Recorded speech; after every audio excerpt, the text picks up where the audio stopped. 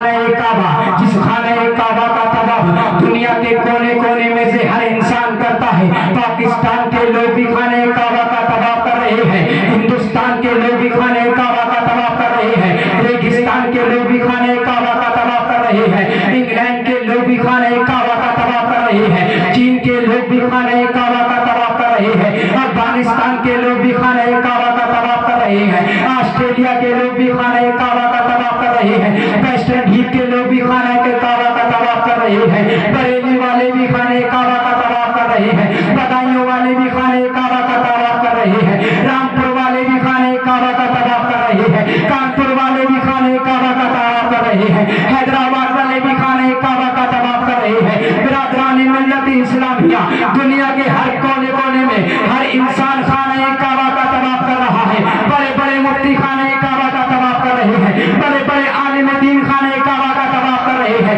اپنے وقت کے بڑے بڑے عالم دین، بڑے بڑے فقہاء خانہ کعبہ کا طواف کر رہے ہیں، محدثین بھی خانہ کعبہ کا طواف کر رہے ہیں، محققین بھی خانہ کعبہ کا طواف کر رہے ہیں، اللہ والے بھی خانہ کعبہ کا طواف کر رہے ہیں۔ غوث پاک نے بھی خانہ کعبہ کا طواف کیا ہے، خواجہ غریب نواز نے بھی خانہ کعبہ کا طواف کیا ہے، نظام الدین اولیاء نے بھی خانہ کعبہ کا طواف کیا ہے، جابر پاک نے بھی خانہ کعبہ کا طواف کیا ہے۔ لیکن برادران ملت اسلامیہ، قربان جاؤ بریلی کے امام احمد اللہ کی نظر پر جب میرے اعلیٰ حضرت مکہ کی سرزمین پر پہنچے تب خانہ کعبہ کا طواف کر رہے ہیں، بڑے بڑے مفتی خانہ کعبہ کا طواف کر رہے ہیں، بڑے بڑے عالم دین خانہ کعبہ کا طواف کر رہے ہیں، بڑے بڑے اللہ کے ولی خانہ کعبہ کا طواف کر رہے ہیں۔ لیکن اے سنیوں میں تمہیں بتانا چاہتا ہوں، بریلی کے امام احمد رضا کو اعلیٰ حضرت کیوں کہا گیا؟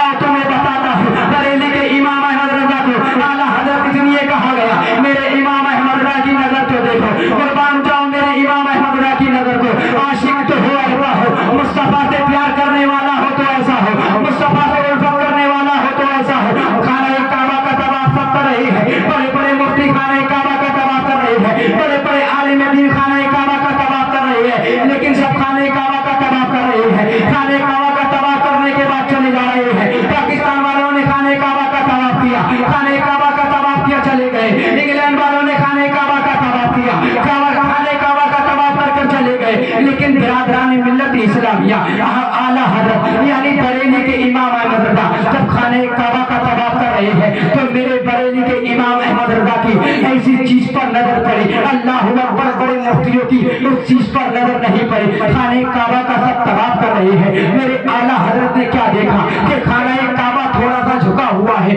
اللہ اکبر، میرے اعلیٰ حضرت خانہ کعبہ سے مخاطب ہو کر عرض کرنے لگے، اے خانہ کعبہ ذرا یہ تو بتا، ہر انسان تیرے سامنے جھکتا ہے، اے خانہ کعبہ ذرا یہ تو بتا، پاکستان والے تیرے سامنے جھکتے ہیں، اے خانہ کعبہ ذرا یہ تو بتا، انگلینڈ والے تیرے سامنے جھکتے ہیں، اے خانہ کعبہ ذرا یہ تو بتا، آسٹریلیا والے تیرے سامنے جھکتے ہیں، اے خانہ کعبہ ذرا یہ تو بتا، ہندوستان والے تیرے سامنے جھکتے ہیں، اے خانہ کعبہ ذرا یہ تو بتا، افغانستان والے تیرے سامنے جھکتے ہیں، اے خانہ کعبہ ذرا یہ تو بتا، ریگستان والے تیرے سامنے جھکتے ہیں، اے خانہ کعبہ ذرا یہ تو بتا، مصر کے لوگ تیرے سامنے جھکتے ہیں، اے خانہ کعبہ ذرا یہ تو بتا، عرب کے لوگ تیرے سامنے جھکتے ہیں، اے خانہ کعبہ ذرا یہ تو بتا، مصر کے لوگ تیرے سامنے جھکتے ہیں، لیکن ایک خانہ کعبہ تو ذرا یہ تو بتا، تو کس کے سامنے جھکا ہوا ہے؟ مجھے معاملہ سمجھنے میں نہیں آ رہا ہے، اے خانہ کعبہ تو ہی سمجھا دے کہ خانہ کعبہ تو کس کے سامنے جھکا ہوا ہے؟ ہر انسان تیرے سامنے جھکتا ہے، تو پاکستان والوں کا کعبہ تو ہے، ریگستان والوں کا کعبہ تو ہے، انگلینڈ والوں کا کعبہ تو ہے، پاکستان والوں کا کعبہ تو ہے، ہندوستان والوں کا کعبہ تو ہے، بریلی والوں کا کعبہ تو ہے، بدایوں والوں کا کعبہ تو ہے، رامپور والوں کا کعبہ تو ہے، کانپور والوں کا کعبہ تو ہے، حیدرآباد والوں کا کعبہ تو ہے۔ برادران ملت اسلامیہ، یہ خانہ کعبہ سے مخاطب ہو کر اعلیٰ حضرت خانہ کعبہ سے مخاطب ہو کر یہ عرض کر رہے ہیں، اے خانہ کعبہ ذرا یہ تو بتا، تو جھکا ہوا کس کے سامنے ہے؟ تو برادران ملت اسلامیہ، اعلیٰ حضرت نے ایک شعر لکھا ہے اور خانہ کعبہ نے کہا، اے بریلی کے امام احمد رضا ذرا قرآن کو قریب لاؤ۔ جب میرے امام احمد رضا نے خانہ کعبہ سے اپنے کان کو لگا تو خانہ کعبہ سے یہ آواز ہوتی ہے، غور سے سن تو رضا، کعبے سے آتی ہے صدا، غور سے سن تو رضا، کعبے سے آتی ہے صدا، میری آنکھوں سے میرے پیارے کا روزہ دیکھو، میری آنکھوں سے میرے پیارے کا روزہ دیکھو۔ مطلب دیا ہوا جہاں خانہ کعبہ झुका हुआ है, उसी ही जानिब मेरे प्यारे आका सल्लल्लाहु ताला अलैहि वसल्लम का रोज़ा मुबारक है। खाने काबा मेरे आला हज़रत को मुखातब होकर ये कह रहा है, ए इमाम अहमद रज़ा, तुम मेरी आंखों से देखो तो तुम्हें प्यारे आका सल्लल्लाहु ताला अलैहि वसल्लम का रोज़ा नजर आएगा। ये है आला हजरत। बड़े बड़े मुफ्तियों ने खाने काबा का तवाफ किया, लेकिन जो नजर मेरे आला हजरत की खाने काबा पर पड़ी वो किसी मुफ्ती की नहीं पड़ी। इसीलिए तो आला हजरत को आला हजरत कहा गया है। बिरादराने मिल्लत इस्लामिया, जभी तो आला हजरत फरमाते हैं, काबे के बदर दुजा, तैबा के शम्स दुहा, तुम पे करोड़ों करोड़ और कोई गैब क्या तुमसे नेहा हो भला, जब ना खुदाई छुपा तुम पे करोड़ों दुरूद। बिरादराने मिल्लत इस्लामिया, अल्लाह रब्बुल इज्जत कुरान मजीद के अंदर इरशाद फरमाता है, या अय्युहल्लज़ीना आमनू कू अनफुसकुम व अहलिकुम नारा। अल्लाह इरशाद फरमाता है, ए ईमान वालों खुद को जहन्नम से बचाओ और अपने घर वालों को जहन्नम से बचाओ। मतलब क्या हुआ? कलाम पाक में यानी कुरान मजीद के अंदर परवरदिगार आलम ने इरशाद फरमाया, ए ईमान वालों, अपने आप को जहन्नम की आग से बचाओ और अपने घर वालों को जहन्नम की आग से बचाओ। मतलब क्या हुआ? मतलब ये है, परवरदिगार आलम अपने बंदों से कह रहा है, ए मेरे बंदों, खुद को जहन्नम की आग से बचाओ और अपने घर वालों को जहन्नम से बचाओ। बिरादराने मिल्लत इस्लामिया, यानी शरीयत मुतहरा पर खुद चलो और अपने घर वालों को भी चलाओ। पंजगाना नमाज खुद पढ़ो और अपने घर वालों को नमाज का हुक्म दो। रोजा खुद रखो और अपने घर वालों को रोजे का हुक्म दो। लेकिन अल्लाहु अकबर, बिरादराने मिल्लत इस्लामिया, अल्लाह दूसरी जगह इरशाद फरमाता है, या अय्युहल्लज़ीना आमनू ज़कुरुल्लाह ज़िक्रन कसीरा। अल्लाह इरशाद फरमाता है, ए ईमान वालों, अल्लाह का जिक्र कसरत से किया करो। बिरादराने मिल्लत इस्लामिया, हदीस पाक में आता है, आका करीम सल्लल्लाहु ताला अलैहि वसल्लम इरशाद फरमाते हैं, उस दरख्त को काट दिया जाता है, दरख्त को उस वक्त काटा जाता है जब वो अल्लाह के जिक्र को छोड़ दिया करता है। उसी दरख्त पर कुहाड़ा चढ़ाया जाता है, उसी दरख्त को काट दिया जाता है जो दरख्त अल्लाह के जिक्र से गाफिल हो जाता है, जो अल्लाह को भूल जाता है, उसी दरख्त को काट दिया जाता है। आओ तुम्हें बताता हूँ अल्लाह का जिक्र न करने से क्या होता है। आज बिरादराने मिल्लत इस्लामिया, मुसलमानों का हाल क्या है? आज हम हिंदुस्तान में करोड़ों हैं, लेकिन जगह जगह हम मारे जा रहे हैं, जगह जगह हमारी पिटाई हो रही है, जगह जगह हमारी पिटाई हो रही है। आखिर मामला क्या है? आओ तुम्हें बताता हूँ हमारी पिटाई क्यों हो रही है। आओ तुम्हें बताता हूँ हमें बुरी नजरों से क्यों देखा जा रहा है। एक बुजुर्ग है जो अल्लाहु अकबर, बिरादराने मिल्लत इस्लामिया, एक बुजुर्ग दरिया के किनारे मछली मार रही है। जरा गौर से सुनना मुसलमानों, एक बुजुर्ग दरिया के किनारे मछली मार रहे हैं और उनके साथ में एक बच्ची भी है। अल्लाहु अकबर, वो दरिया से मछली निकाल रहे हैं और अपनी बच्ची को दे रहे हैं। दरिया से मछली निकाल रहे हैं और अपनी बच्ची को दे रहे हैं। लेकिन बिरादराने मिल्लत इस्लामिया,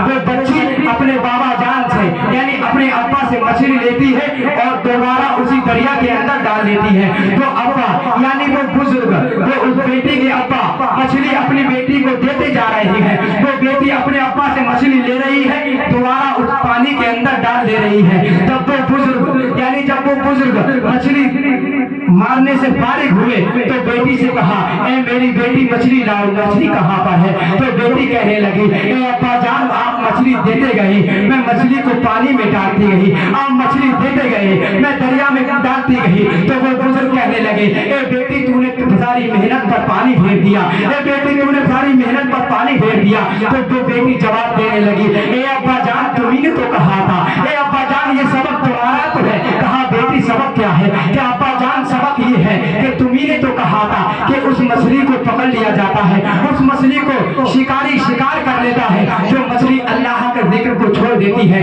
जो मछली अल्लाह के जिक्र से गाफिल हो जाती है, जो मछली अल्लाह का नाम नहीं लेती है, उस मछली को जाल में फांस दिया जाता है, उस मछली को पकड़ लिया जाता है। ए अब्बा जान, मैं मछली को पकड़ती थी, ये समझ लेती थी ये वही मछली है जो अल्लाह के जिक्र को छोड़ी हुई है, ये वही मछली है जो अल्लाह के जिक्र से गाफिल है। ए अब्बा जान, मैंने मछली को अपने थैले के अंदर इसलिए नहीं डाला कि कहीं मछली खाकर ये मछली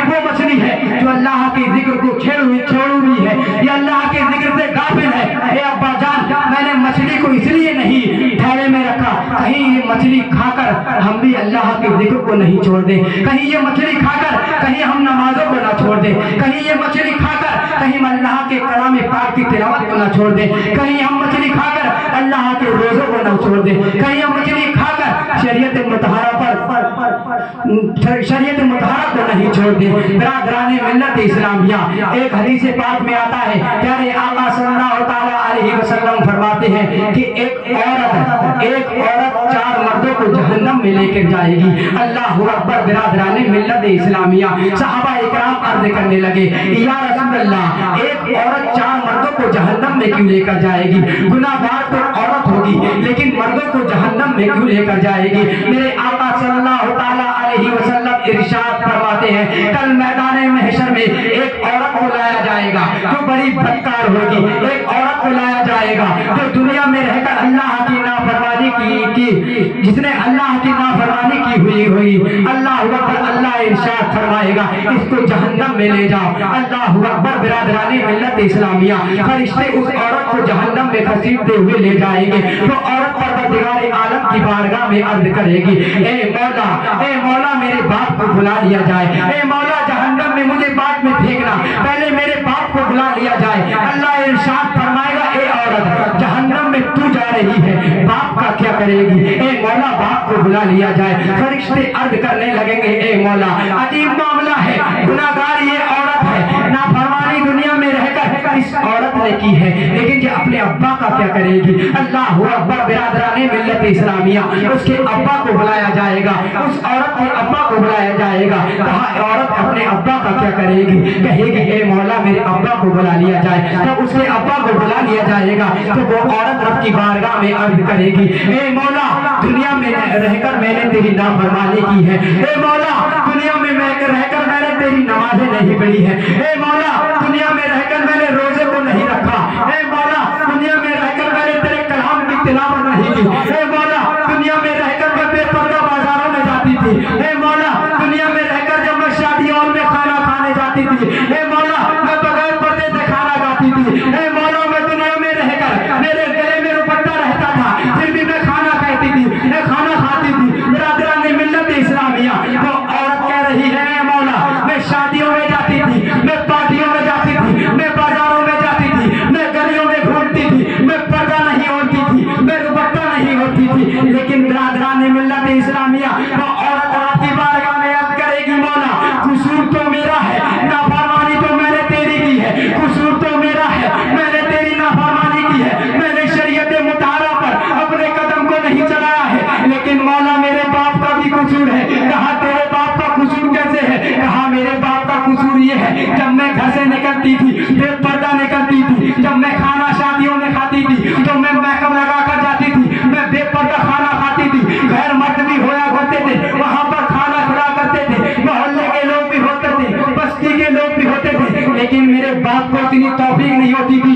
अगर काश मेरा बाप मुझे डांट देता, अगर काश मेरा बाप ये कह देता, ए बेटी खबरदार, बेपर्दा तू घर से ना जाना, ए मेरी बेटी खबरदार तू बगैर दुपट्टे से खाना मत खाना, ए बेटी खबरदार तू बगैर पर्दे से मत जाना, ए बेटी खबरदार तू घर से जब निकले तो पर्दा ओढ़ कर निकलना, ए बेटी खबरदार मैं भी नमाज को जा रहा हूँ, तू भी नमाज पढ़। ए बेटी अर्ज करने लगेगी, ए मौला मैं फजर में सोती थी, ए मौला मैं जोहर में सोती थी, मैं काम काज में लग जाती थी, मेरा बाप भी फजर में सो रहा है, मेरी माँ भी फजर में सो रही है, काश मेरा बाप फजर में उठता, मेरे एक थप्पड़ मारता और कहता है, मेरी बेटी मैं भी फजर में नमाज पढ़ने के लिए जा रहा हूँ, बेटी तू भी नमाज पढ़ ले, ए मेरे बेटे तू भी नमाज पढ़ ले। काश मैं अपने बाप की डर से नमाज पढ़ लेती, काश मैं अपने बाप की डर से पर्दा ओढ़ लेती, काश मैं अपने बाप के डर से गैर महरम के सामने नहीं जाती, लेकिन मेरे मौला मेरे बाप ने मुझसे आज तक कुछ न कहा,